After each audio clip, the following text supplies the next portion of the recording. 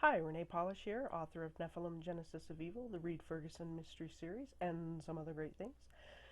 Just wanted to give you a little post here, a video to go with the post about adding images, and I'm going to show you how to add an image here and a few little tips and tricks that I've picked up.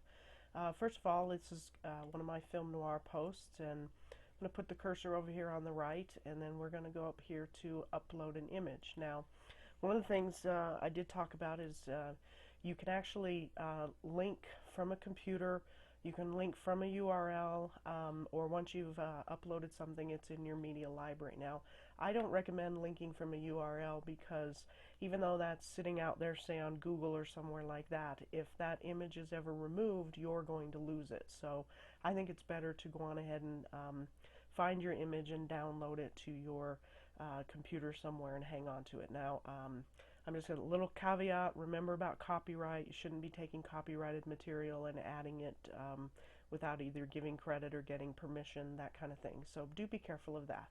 But I'm going to browse here, and I have a poster here that I'm going to upload. Now, the first thing here is what you name it.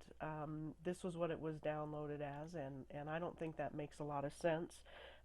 And it's marginal whether it's going to help SEO or not, but I think it's better to have your image named something that makes a little bit more sense. So now we have Nightmare Alley, and I'm going to open that up now. It's going to bring the picture in when I upload it here.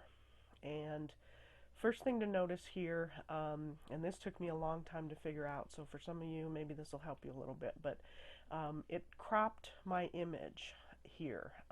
It brought it in a size that it thinks it needs, and here's how you can get around that. Is you go to edit an image, and you might find the same thing if you're bringing in a photo or something like that. Here's how you actually crop something. You have to click on the crop button here, and again, I thought this was very confusing. It didn't look like it was doing anything, but it actually is. So now I can go to the corner of my image here and highlight the area that I want, and then you have to click crop again, and then now that's going to be the whole thing. And I'm going to apply this to just my thumbnail. You can rotate images and things like that here, flip it if you want to do any of that. I don't tend to do a lot of that kind of stuff. Here's the title. This is where you can put an alt text in. I talk about that in the post. I'm just going to do film noir because that's my keyword. I could put a caption in here, which means that's going to show up here down on the bottom as well. You could do that. And then I put in a little description, so I'll just say film noir Nightmare Alley, and you get that in.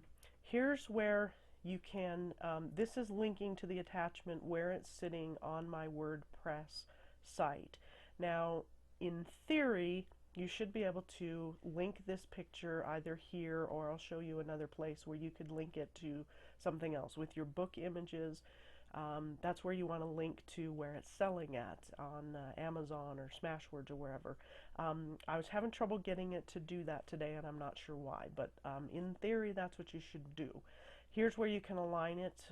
If I choose none, it's just going to sit kind of back here with no text around it. If I choose left, it'll come on the left, the center, and the right. So I'm going to choose on the right here.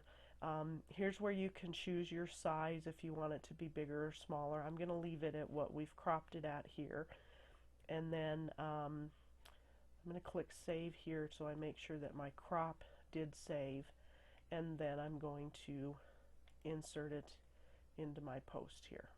And so you can see now it's in here.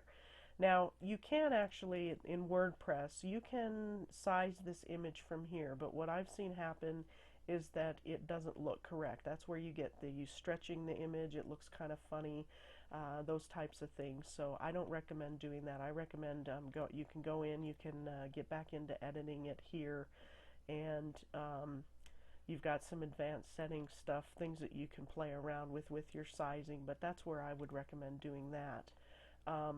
It also, I don't know if you saw in there, you can put a border around your image if you want to.